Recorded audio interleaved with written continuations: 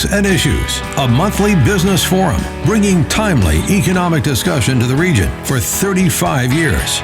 Presented by the Portland Community Chamber of Commerce. Thank you to our 2019-2020 sponsors and partners. Presenting sponsors, Bank of America and Martins Point Healthcare. Cooperating sponsors, First Light, WEX, and Harvard Pilgrim Healthcare. Community Corner sponsor, Goral Palmer. Parking sponsor, CV and Mahar Engineers. Reception sponsors, Clark Insurance, KeyBank, and Veril. Tomorrow's Leaders and Entrepreneurs sponsors, Springborn Staffing Center and AAA Northern New England. Media partners, News Radio WGAN, The Forecaster, WMTW, and Maine's CW. Maine Biz, with production support provided by Headlight. And thank you to our 2019-20 special community partners. Anthem Blue Cross Blue Shield, Spectrum Healthcare Partners, the University of Southern Maine, and Southern Maine Community College. And now, please welcome Portland Community Chamber President, Jim Cohen.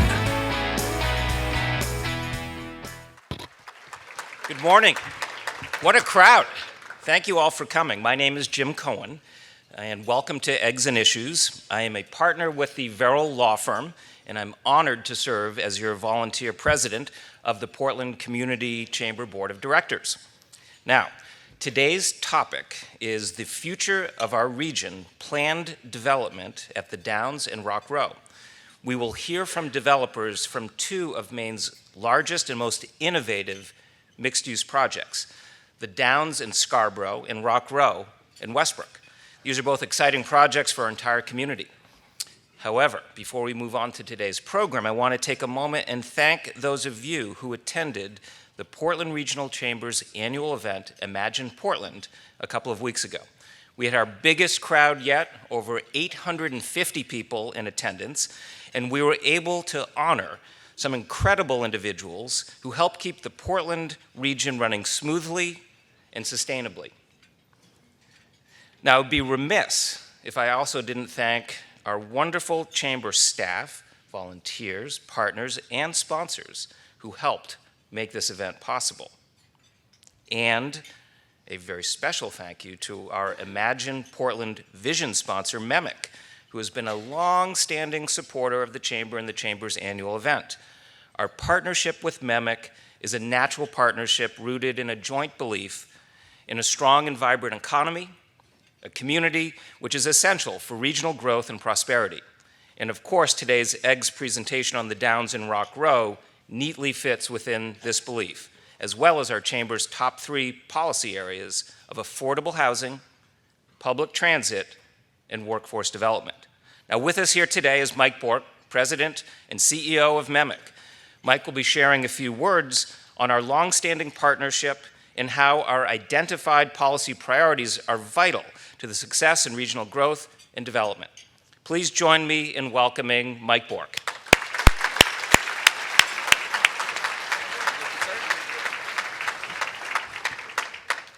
Good morning, and thanks for having me.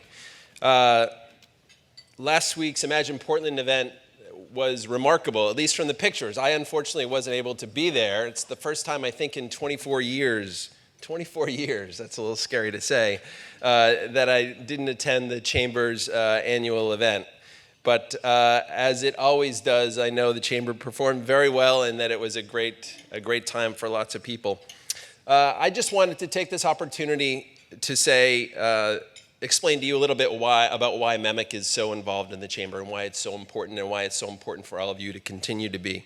As a major in Portland, we're concerned about infrastructure here, staying ahead of the opportunities that have come our way in Portland. Just as we look along Commercial Street these days, we see the new WEX headquarters and paired soon by Sun Life and Covetris down in that part of the waterfront. I look out my window at Commercial Street and I see Jim Brady's new project making great progress, another hotel on Commercial Street. I can look over to see the Rufus Deering property, cranes up there, and see other places where we have amazing things happening. We see reports of some good stuff happening at USM that I'm excited about. Just a lot of great things happening in our communities now. The Rue Institute announcement of just a week or so ago is another really, really impressive opportunity for us in Portland, and it also will be located somewhere in Portland.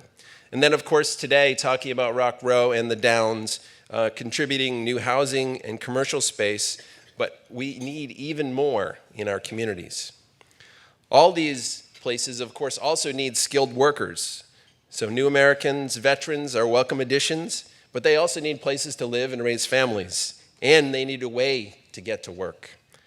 As Jim said, the Chamber has made workforce transportation, workforce transit, really a priority, because far too many household budgets now are going to the commuting costs and parking fees. So that's why MEMIC has been a longtime supporter of the Chamber. Together, we're a collective voice for employers and advocates for the opportunities that come with being one of the best regions, I would say, in the world these days. One of the best places to live and work. As community leaders, we are obligated to encourage public investment to ensure that the magic that we've all seen in the last few years continues. So I hope that you'll all find a way to get involved and stay involved with the Chamber and to help keep the Portland region ahead of the curve for the next few decades. Thank you. And Jim, back to you.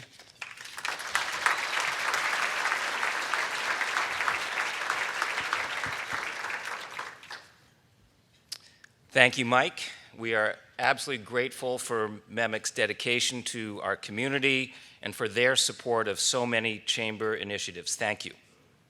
Now, speaking of partnerships and workforce development, we are pleased to announce a fantastic partnership between the Maine Graduate School of Business and the Chamber, the Workforce Partners Program. This program provides a 12% tuition discount to any employee of a Chamber member wishing to get a graduate degree. This is an incredible offering as Maine businesses work hard to recruit, retain, and develop the next generation of business leaders. And please note that there's information on your tables about this program. Now, with us today is Michael Weber, Dean of the Graduate School of Business, and Terry Sutton, CEO of Maine Center Ventures. If you could please stand and be recognized.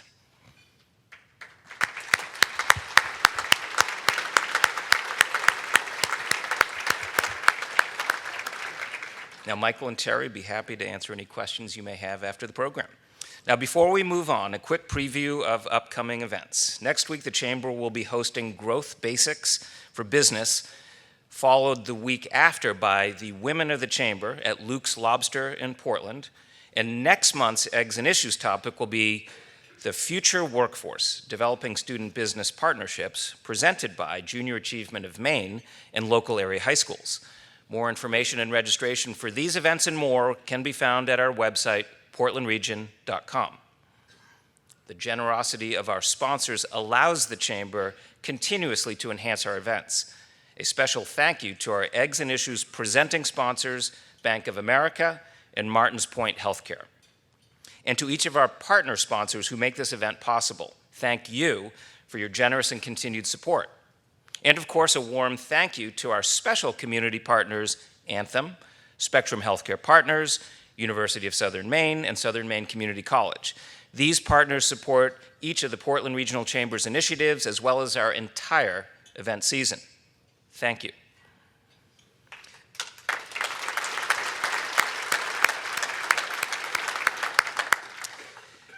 Now, our sponsors make this possible. Our members give us purpose. So I'd now like to take a moment to recognize our newest members to the Chamber. Now, all of these organizations joined us within the past month. Thank you so much, and we look forward to working with you. How about a round of applause?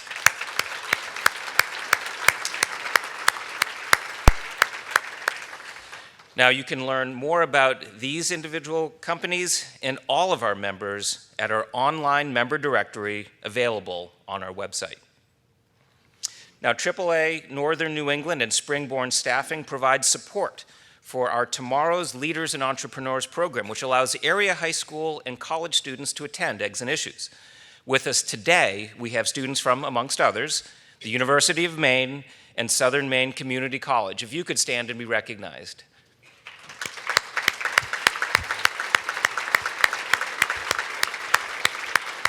And there's a few others here who didn't stand. Headlight Audiovisual provides us with our technical support, and the video from today's keynote presentation will be made available shortly to today's EGGS attendees, and past videos can be found on our website and our YouTube channel. Our FMI sponsor is the Portland Public Library, who will be providing more information on today's topic. All attendees will receive this information from the Chamber via email in the coming week. Goral Palmer is our 2019-2020 Community Corner Program sponsor, and today's featured nonprofit organization is The Telling Room. The Telling Room is a nonprofit youth writing and publishing center that provides after-school and in-school programming for kids ages 6 through 18 at no cost to students or their families. They serve youths from all backgrounds and abilities, spanning from Kittery to Rockland, Maine. Their mission is to empower youth through writing and share their voices with the world. They believe that the power of creative expression can change our communities and prepare our youth for success now and in the future. Each year, the Telling Room works with over 3,700 kids from 75 towns and 100 schools across Maine. In 15 years, they've served over 28,000 students and published over 150 books by young writers.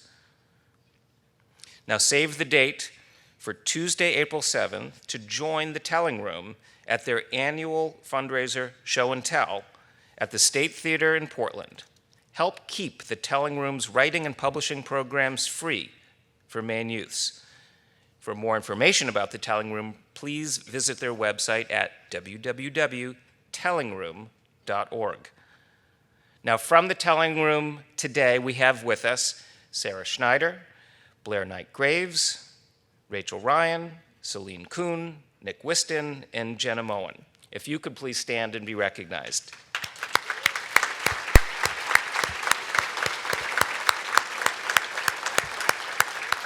Thank you so much.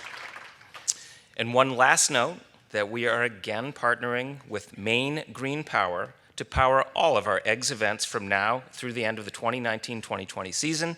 Maine Green Power is the voluntary green power option for electricity that is available to Maine's homes and businesses. Now, on to today's presentation. Today's topic is the future of the region, planned development at the Downs and Rock Row. We have two presenters this morning, representing each of the projects. Please join me in welcoming to the stage Rocky Risbara and Josh Levy.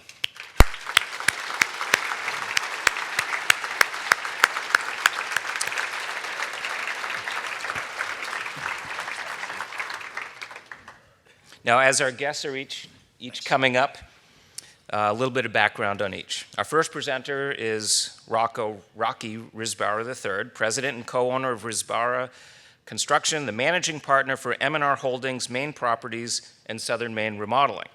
Rocky started working part-time for the family business in high school and over time rose to his current role in 1990. Involved in all aspects of the business, Rocky concentrates his time on acquisitions, working with engineers and surveyors to move projects through the approval process at the municipal, state, and federal levels. He continues to be passionate about positively impacting his community, supporting development, and creating jobs. Our second presenter is Josh Levy, co-founding principal of Waterstone Properties Group, which is the second largest retail developer in New England. Waterstone specializes in mixed-use developments, retail, healthcare, office, and logistics centers. Josh is actively involved in all facets of the company for Waterstone's nearly 70 commercial properties, and he is currently leading the Rock Row development project. Josh is actively involved in fostering partnerships with civic organizations, government officials, brokers, and tenants in order to serve the community through Waterstone's projects. Rocky, we'll start with you. The stage is yours.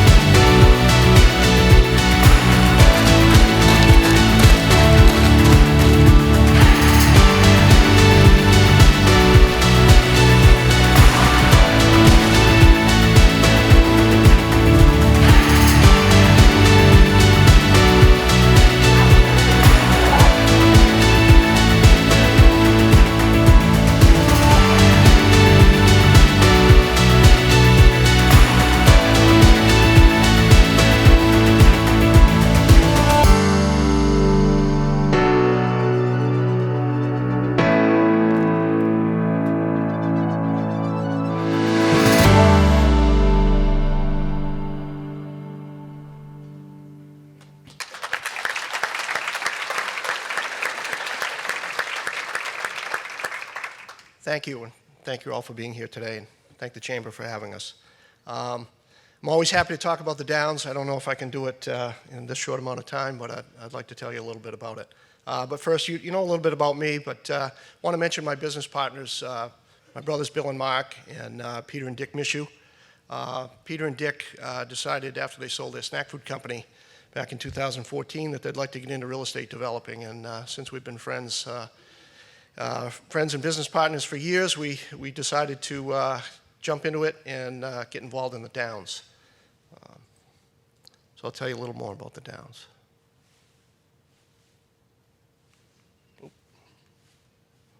There it is.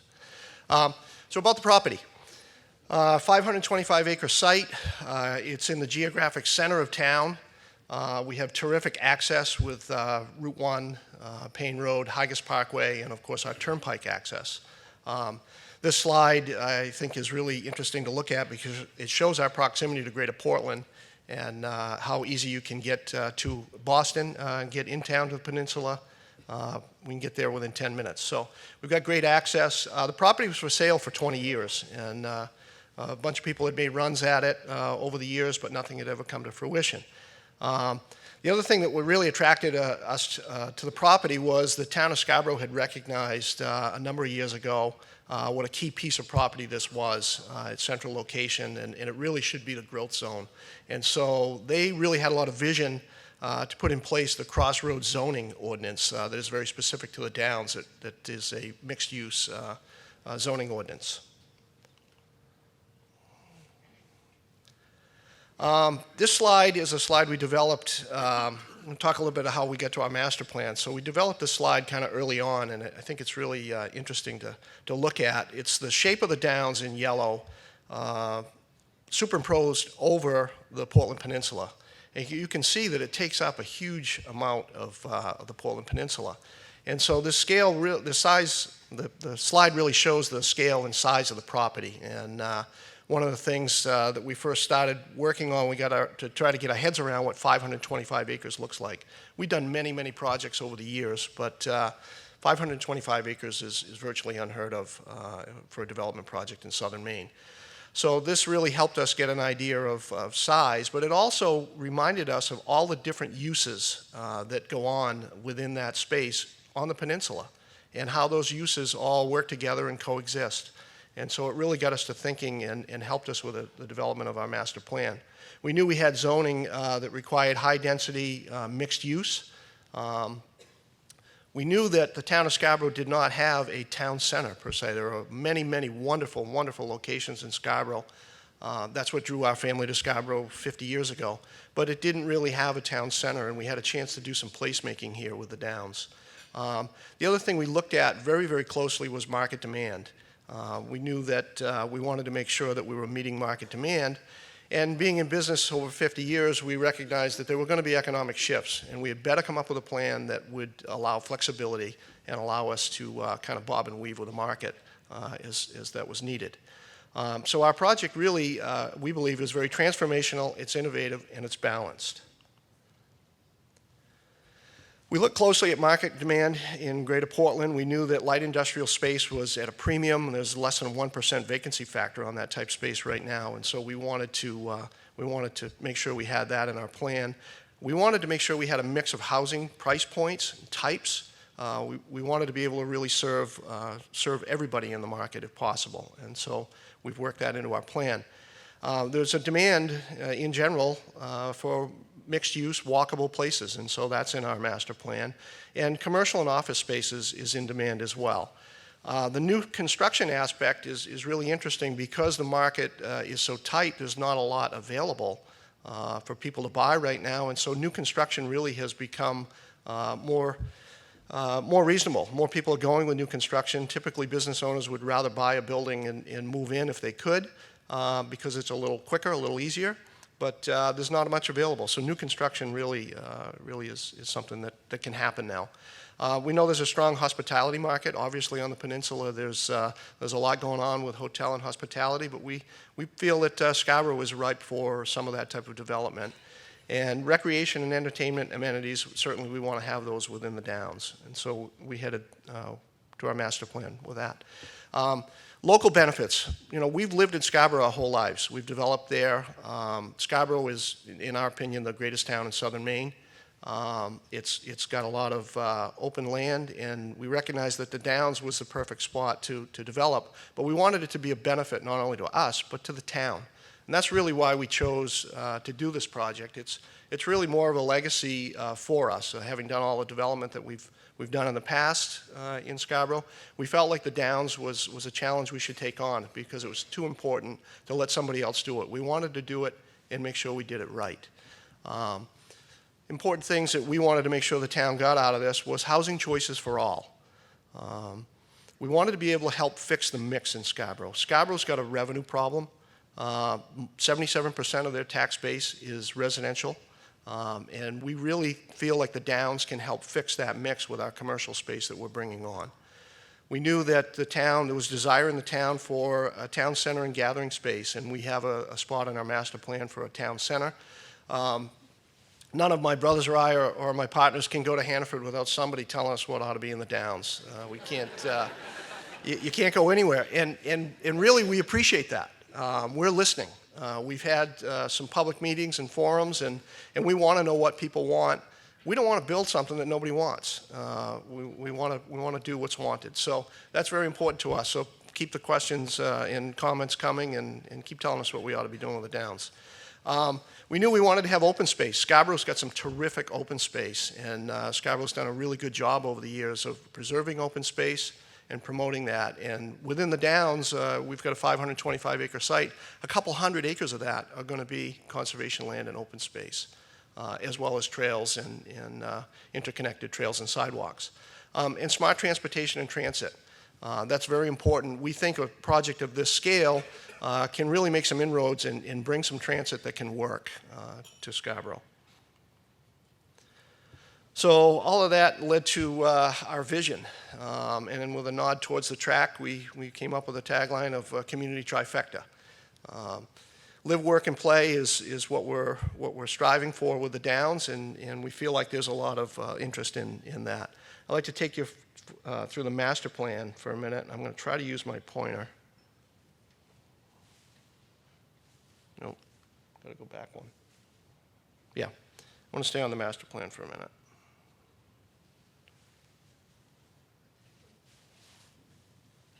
Well, maybe I won't use my pointer. So the Downs, to orient you, Route 1 is to the bottom, Payne Road in the Turnpike to the upper left with Higas Parkway on the left-hand side, and that shows you our access points. Our Phase 1, we recognized that the Downs had been under contract 17 times in the last 15 years and had never closed. Most of what we found was that they were gambling plays. People were interested in a casino, and they put the Downs under contract with that in mind. The voters have spoken several times. It didn't seem like that was going to happen, and over time, the town recognized the development potential of the Downs and put the zoning ordinance in place.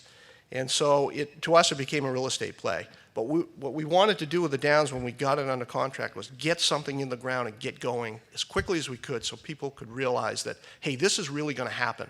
People have been talking about this for 20 years. We're going to make it happen.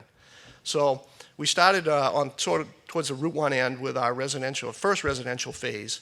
We've got 126 units there. Those units have been built and sold in 15 months. As we move towards up the plan, if you will, up the map, we're moving towards the center of the Downs with more residential units. As we get towards the center of the town, there'll be our town center, and we're just now working on a really detailed master plan for that area. We will have a connection out to Higas Parkway, and as we move above where you can see we've got WEX marked on the plan, I'll talk about that in a minute. Off to the right of that, we've got great area there for medical, bioscience, that type of use. And then above that, we have our light industrial phase, or our innovation district, that's currently underway. That was a big step in the fix the mix scenario, and we have 54 lots there. So I want to back up one. We got a great spot out there on Payne Road for a grocery store and a gas station as well.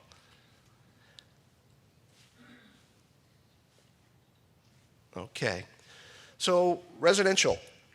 Suburban, that's something, suburban is something folks probably have started to hear about. It's a planning word. Urban amenities in a suburban setting, and people seem to be very interested in living in that type of situation where they have some of those urban amenities, but they're not right on the peninsula, they're not right in the city. We've tried to build a blend of housing in phase one. Everything you see on this list has been built or is under construction. As I said earlier, phase one consists of 126 units, and those units were built and sold in 15 months. We also, as part of phase one, we have 10% of our housing has to be meet the affordability requirement in Scarborough, and we were able to accomplish that, something I'm pretty proud to say that we got done. A lot of other developments in town were supposed to have affordable housing aspects, but nobody really had cracked that nut, and we figured out how to build condos and houses and sell them and meet that price point requirement. We have apartments that also meet that requirement, so we're pretty proud of that. We're going to continue that trend through the project. Phase one is on public transit. It's currently working right now. We have Saco and Bedford and Old Orchard bus service there, and they're going to work with us as well as the Metro to continue public transit. Phase two is currently in permitting. That'll be another couple of hundred dwelling units of various types and price points, similar to what we did with phase one. We're working diligently to get the permitting done on that. We've got a great team, Goral Palmer and their team are working on that now. We're in front of the Maine DEP and working on that with a hope to start in the spring. Our innovation district I mentioned earlier, that's really part of our Fix the Mix. It's what we see as a business and employment center. Light industrial manufacturing is allowed use in that area, and we thought that that end of the project up near the Payne Road with access to the Turnpike really made sense for this type of use. We've got 54 lots there on 80 acres, and they're basically 1 acre lots, which would support about a 20,000 square foot building. And we laid this project out in kind of a modular fashion, so that if we have larger end users, we can put lots together and meet their needs. These lots are pre-permitted and they're shovel ready, and what I mean by that is that they are literally ready to go in the ground. The utilities are all on site, the lots are to grade, we've handled all of the storm drainage needs, that's all included in the price point, so they're pretty attractive. What we found in talking to end users is that no business that we've talked to has allotted the amount of time that it takes to actually plan a new building and build it, and people are quite shocked when they see the time that it takes. So having them ready to go is important. That site has 50 acres of open space and trails and trail network as well. WEX, what a great Maine company. Really glad to land them. We've got a great team working on that with the Devine Brothers and KGI working with us to land WEX. 200,000 square foot operations center, up to 1,200 employees. Construction start this fall. This is going to bring 400 indirect new jobs to the area and 425 million in sales for the business area. A terrific anchor tenant that's going to help us get started with the downtown. The downtown is part of why WEX was interested in the site, and we think that the way the downs will be developed out with this mixed use and amenities is really going to help WEX and other businesses attract and retain good employees and keep them. So.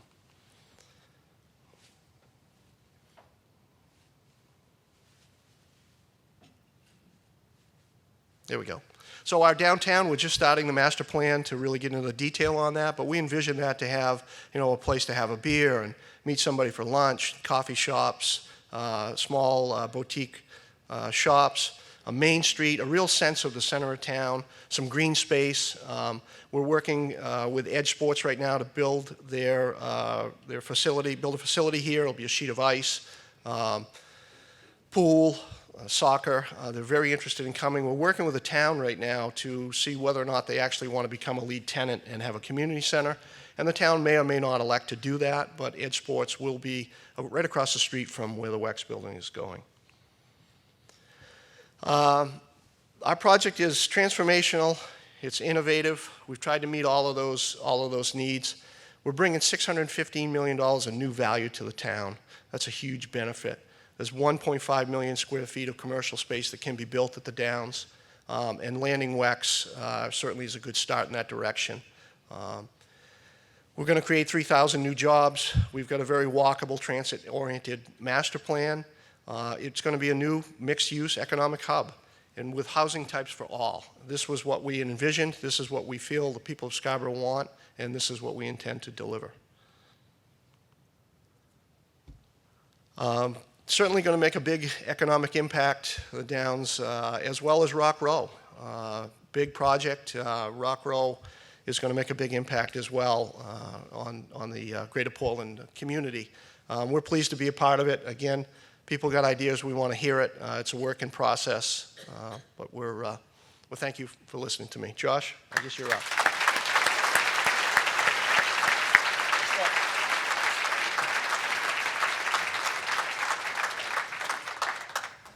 Congratulations, that's a great project. And contrary to popular belief, we're not squaring off on opposite sides of the stage. We have some great family connections, and Rocky and I talked last week. I think there's minimal crossover. We're certainly competing on some office and medical tenants, but we're very excited about this project at the Downs. Jim, your project downtown, and I think, you know, all ships rise with the tide. There's a lot of great economic activity happening in Greater Portland, or as Jerry says, the Greater Westbrook region. So we're very excited about that. But thank you for having us in. I'm just going to talk briefly, or hopefully briefly, about Rock Row. It's 100 acres at the really nexus of 95 and a lot of the north-south and east-west points, which is why we were attracted to it, in between exits 47 and 48.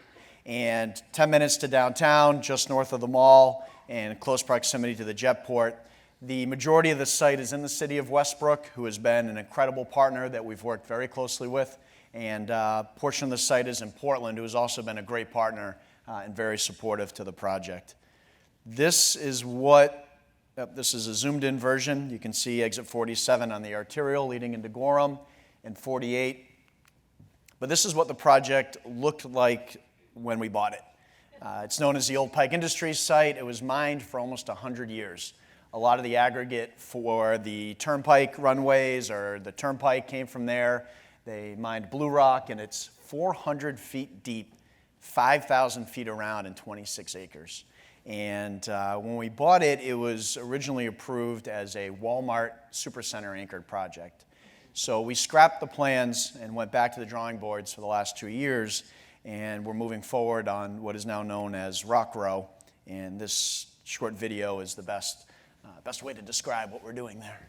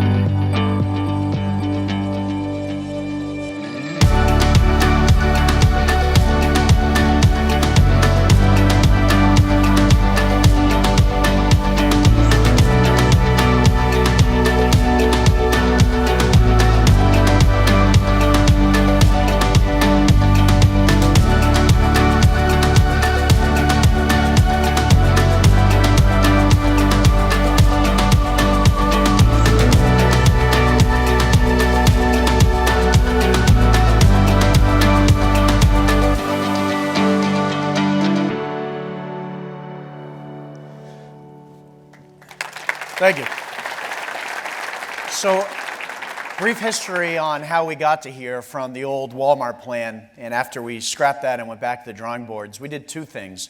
One is we went on a 27 city and town research and discovery tour over the last 2 years around the country, studying a lot of mixed-use projects, what makes them successful, why does one feel better than the other, how does one add more economic development and growth, and what makes them succeed.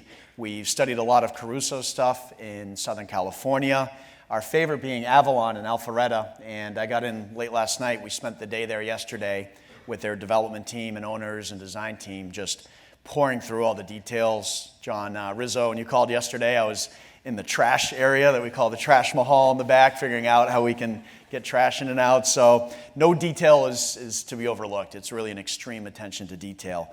So a lot of great examples and lessons learned, but we can't just pick up even Avalon, our favorite project, and drop it here and expect it to work, right? How do we respect the character of Westbrook, of Greater Portland? There's a very vibrant downtown that a lot is happening with. And how do we create something new that doesn't feel brand new and have it grow organically over time? So at the same time, and we really pride ourselves in this, I think more than a lot of groups out there, we spend a lot of time in the community forming partnerships. Everything from My Place Teen Center to Discover Downtown Westbrook, Visit Portland Lynn. Metro's been a great partner. USM's Muskie School for Sustainable Development and Environmental Design. Portland Trails, the Chamber, finding out, just going to go to the next slide, what people want and need, and that's what we're really trying to respond to. So the combination of the national mixed-use projects and really local outreach, forming community relationships ahead of time, that's informed what the project's going to be. And we've really had a great relationship with the city of Westbrook, certainly the city of Portland as well, but I'd say your guys, and I'm not just saying it because the mayor and city administrator and planning director, everybody's here, but it's been a great partnership, and we're really excited, and Chief Roberts really excited to create something that we can all be proud of. What we have by the numbers are, we have Market Basket opening in the first phase in May. That's 80,000 square feet. There we go. Will be actually about 600,000 square feet of healthcare office and tech space, closer to 1,000 apartment homes. We just announced the Element Hotel by Westin Marriott, and Jim, we're looking for the next one already. A significant portion of restaurant and retail, Cinemark movie theater, and there we go. Very excited about what we can do with the quarry. And we've already launched the initiative in conjunction with the city and our team and partners on the permanent enclosed venue. The outdoor music venue is always an outdoor temporary proof of concept. It's drawn from over 4 hours away, and we're now working to enclose that year-round and add much-needed conference and business center and convention space to that. So we'll be breaking ground. The plan is next summer on that one. Cinemark movie theater, 2 daycare centers, and then we've partnered with Top Chef Tom Colicchio's family on the beer and food hall that we're very excited about, and we'll be making some large announcements on soon. Incubators for new business, on-site job training and partnerships with a lot of the local universities and high schools.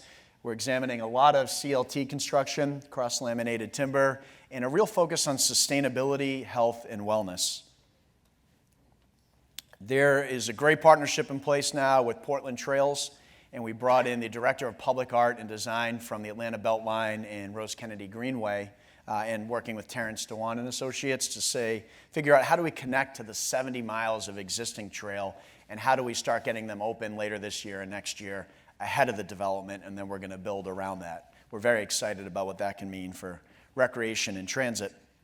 And then speaking of transit, and then I'll go to economic impact, it's really a unique location that I think we found a study that 18 years ago was designated as a super-regional multimodal transit hub as the ideal spot because of the Turnpike 25 and all of the east-west connectors. So you see in orange the 70 miles of trail network. We have a great partnership with Metro, who has the number 4 bus, as well as they've launched the Husky line this past September, connecting USM's Portland campus to their Gorham campus. And that has 400,000 boards per year and coming through the site every 10 to 15 minutes. We're also examining opportunities with rail and trail and bus on existing track to, someday hopefully connect the downtown Westbrook area to Rock Row, Portland Transportation Center, and Commercial Street. And that's a longer-term project, but something that we're really actively pursuing. In terms of economic impact, the site is 100 acres. It's currently been abandoned for about the past 10 years, and a real eyesore on the front door to both Westbrook and Portland. And we take that responsibility, being on the front door, very seriously. And it's generating only $95,000 a year in tax revenue to the city of Westbrook on the entire 100 acres. By the time we're done, if this all goes according to plan, we should be generating close to $6 million a year in taxes, 4,000 jobs, plus over 10,000 indirect jobs along the way. We just launched a study with REMI and USM to look at the total economic impact. I think combined with the transit multimodal options, we can be well over $1 billion of direct and indirect economic impact to the region. We're also very focused on the state's 10-year plan and growing the existing labor force and attracting new from out of state, and we could certainly talk about that a lot. Great office space. We're very excited about that, and we're really, same as Rocky, hearing a lot about the need to recruit and retain talent in an environment that they want to be. So retail is our DNA, food and beverage, hospitality, guest services, really guest engagement. So we pay close attention to when you walk out of your office space or your apartment home, where are you standing, and is that a place that you want to be? And is it a place that you're going to spend more time? So whether it's the productivity of your employees, the satisfaction of hotel guests or residents or visitors for the day, we're really paying attention to what that amenitized experience is. We call it experience-driven commercial real estate. Same thing on the residential. This is the first time in the Northeast, certainly New England, I think the Northeast, and we shamelessly clone this from Mark Toro at North American Properties, so I'll give him all the credit, of infusing a concierge staff, resort-trained concierge staff, and Jim, I know you can appreciate this, onto the mixed-use project to really foster guest engagement, provide a warm, personalized, and welcoming experience to everybody that comes here. And certainly that ties into a lot of the residence and office space as well. That's Rock Row. We really appreciate you welcoming us into the community, and we're very excited to develop this over the long term. I'm partners with Neil Shalom and Anton Melchionda. We've been doing this for 17 years. We have no outside investors. We've plowed every single dollar profit back into our company, and we are very vested in this project for the long term. I think we've sold over 17 years a CVS and a warehouse, and that's it. So we're really trying to do this right. We want to get this right. And it's not about what we want to see here, it's about what you want to see here over the long term. So we really do appreciate the partnership, appreciate the support from the city of Westbrook in Portland, and really look forward to making this a success over the long term. And please share, like with Rocky, what you want to see here. And we have some good announcements coming up soon for some great users. Thank you.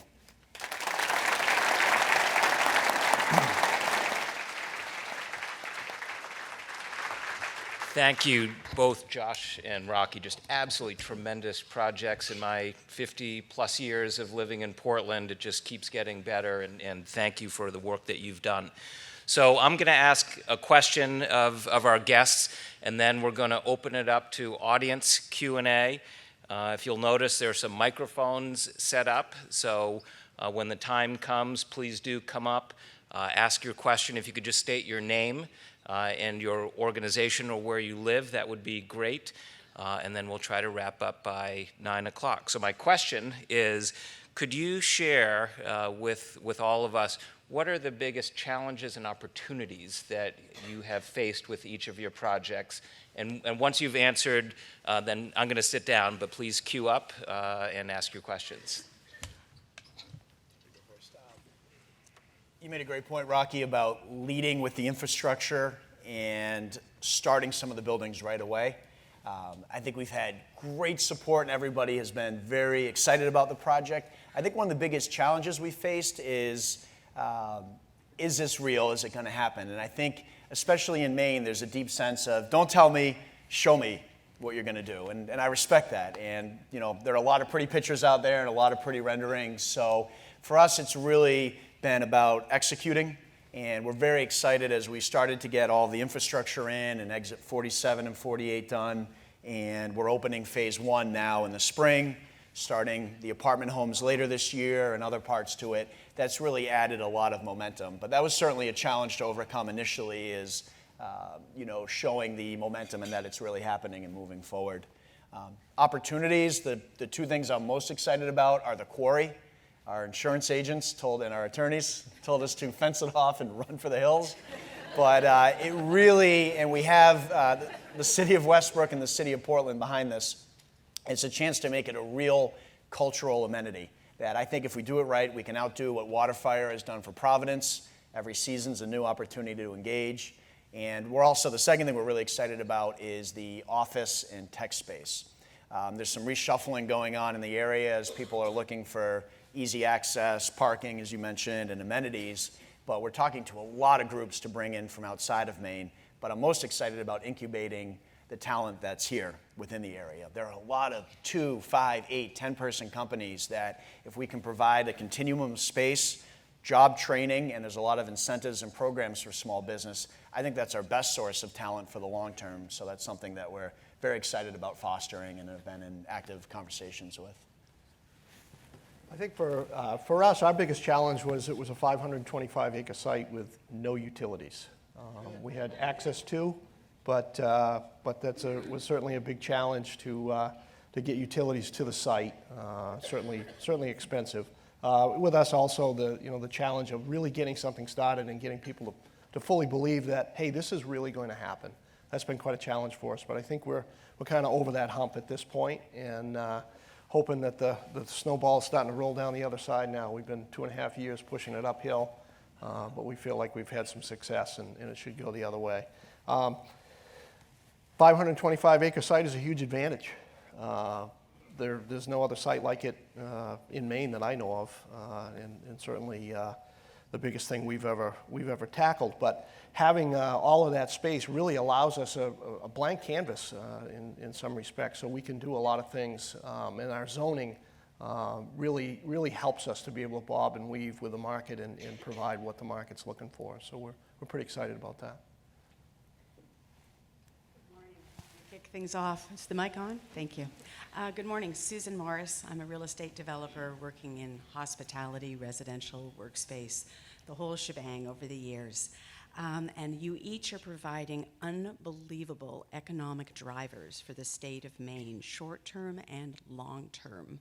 One of the challenges that we face in Maine is workforce development and opportunity, and specifically I'm speaking about in the construction industry, and also in the service industry, retail, hospitality, et cetera.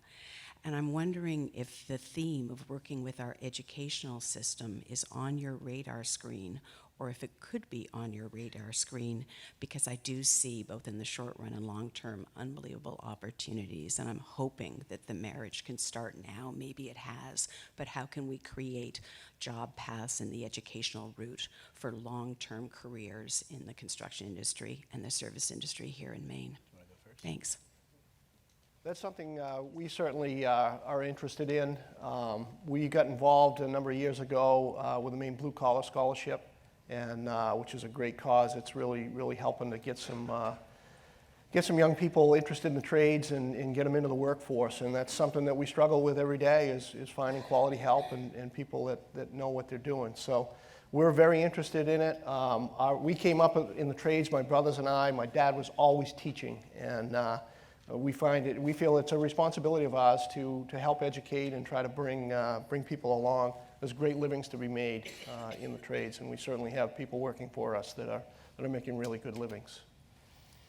Susan, to answer your question on the partnership side with universities to incubate the workforce and grow them as they graduate, and we strive to keep them here in the region. We've already partnered on the design side over the past 2 years with the Muskie School, as I mentioned, at USM for sustainable development and environmental design. We're looking to partner with them further on their hospitality training program, so you can get real on-the-job training at our concierge and at our hotels. And same thing in the restaurant space, to have incubator space and training from some great master chefs in the area. In terms of growing the workforce, if you look at the state of Maine's 10-year economic development plan that was released, and Lynn, you can appreciate this, the tourism is such a great driver. If you come here and experience Maine, a lot of folks will end up moving here, so more that we can do to embrace them and drive that engine is important. Redfin recently did a study of millennials moving from New York and Boston. The number one or number two place that they want to move is Portland, Maine. So a lot of them cannot afford to live there. It's providing housing that is more affordable. It is providing jobs, and it's also training, I think, is part of it. But also, what are they looking for and what type of environment do they want to live in? A lot of millennials and Gen Z, we're finding, don't want to have a car. I think the average age for guys getting their driver's permit is 18 or 20. I remember chomping at the bit at 14 or whatever the age was to do it. And so there's looking to not have a car, to be able to move around without one, and have a lot of amenities and experiences and tie into the culinary and craft brewing scene. So what is everyone looking for, and how can we meet that market to grow that workforce? Morning. Tony Payne from MEMIC, and as my boss just said earlier, workforce transit is probably one of the most important aspects of all developments in southern Maine. If you've traveled 95 or 295, it ain't getting better. So as developers and as community leaders, can you talk a little bit about your expectations of what a public transit system looks like in order to get people to and from work in terms of frequency, location, et cetera? It's essential. Sure. Our perfect vision of that would be a regionally planned, over the long term, thoughtfully planned and designed multimodal transit system. And that's what we're currently working on with Metro, NEPRA, VHB, Amtrak, Pan Am, et cetera, which makes use of all of the bus systems for transportation, trails, not just for recreation, but for transit. Certainly there has to be vehicles, but that's going to decrease over the long term. Don't forget biking as well as PED. And then we're fortunate that we have an existing track of rail that runs through our project that we thought was a real obstacle at first. So as we looked into it, and we've worked very closely with a lot of the regional folks, GPCOG as well, and the chamber, is can you turn that track? It's only 2 miles to go from downtown Westbrook to the PTC, and then another 2 miles to Commercial Street on existing track. And that presents opportunities for rail, trail, bus, et cetera, that you talk about issues of the labor shed, where if you work in Portland but can't afford to live there, you can go back and forth. If you're at Maine Med, who just moved 600 IT jobs to downtown Westbrook, and you want to get them to the core campus back and forth. So, that also helps solve the congestion and some issues we're facing here in downtown Portland. So we're at USD, and I should say also that's every bit of a 5-year plan, if we can even pull it off.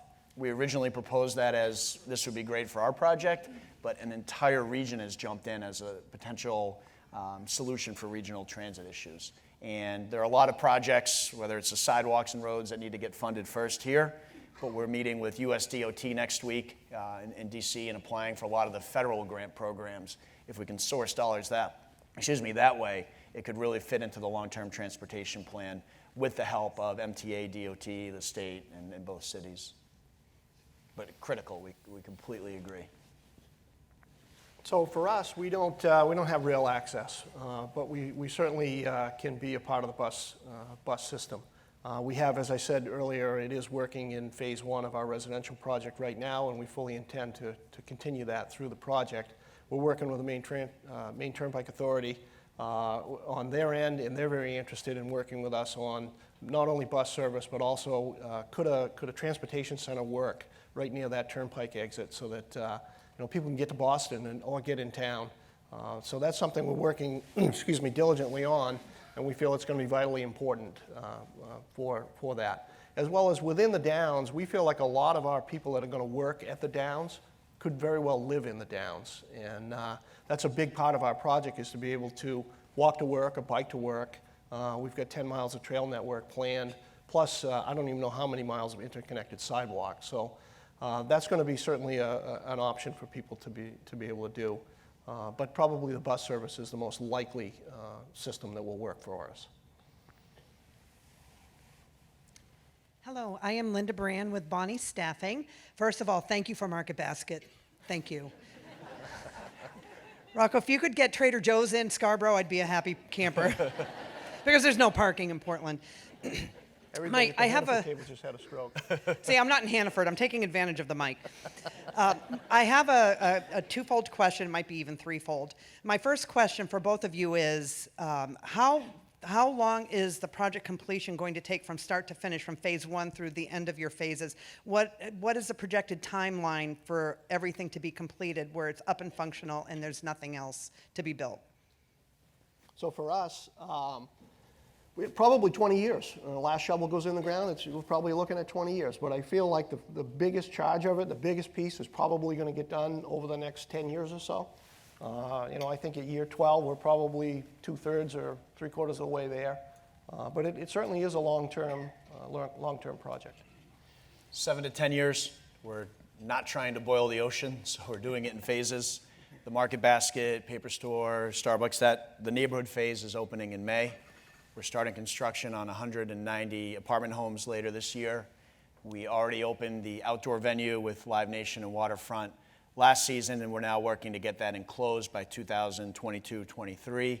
And then the whole urban mixed-use village is opening late spring of 22. And that's with Cinemark and the restaurants and retail and office. Thank you. Very excited about both of these projects. Thank you. My second question, being in the staffing industry, we are feeling the pinch of such a low unemployment rate. And I was kind of curious if that has slowed down your ability to meet certain completion deadlines. But also something to consider is Maine has a high cost of living comparatively across the country, but our wages have not kept up with that. And I'm wondering if there's any discussion amongst your companies or the people that you work with about maybe bringing the wages up to compensate for such a high cost of living. So for us, our employees are very, very well paid. We've worked hard to provide insurance, 401k, and we're paying at the top of the market for all of our help. Thank you for that. Typically, when you come to work for our company, you're not there very long and you become family, and people don't tend to want to leave because they're treated well. Well, that's awesome. Thank you. We'll have 12 people on site permanently, welcoming into the Waterstone team and family that we really will enjoy working with. But larger than that would be the 4,000 jobs, 3,000 to 4,000 on site. We're doing a lot for local hiring preferences and requiring that of a lot of our businesses. We'll have over 125 businesses at full build out, so working with them for local job fairs, which we've already done, and continuing that over the long term. In terms of the labor pool, that's certainly a concern. It's driven up construction costs for us. I'm not sure if you've seen that as well. There's Absolutely. a big pull into Boston. Fortunately, the casino project is finished there. That took a lot of trades from southern New Hampshire and southern Maine and North Boston. So that has increased some of the construction pricing, and that continues to escalate. A lot of our tenants on the retail and entertainment side, when Cinemark was here, they were very excited about the USM Husky line going back and forth. They said, great, those are our employees right there, as well as our guests. So the more we can use, to your point, multimodal transit to make it very convenient for the workforce and affordable for them to arrive there and hopefully even live on site, the better. Thank you both again. I really enjoyed this. Thank you. Thank you. Well, it looks like there are no further questions, so thank you both Josh and Rocky, for a wonderful presentation and your vision.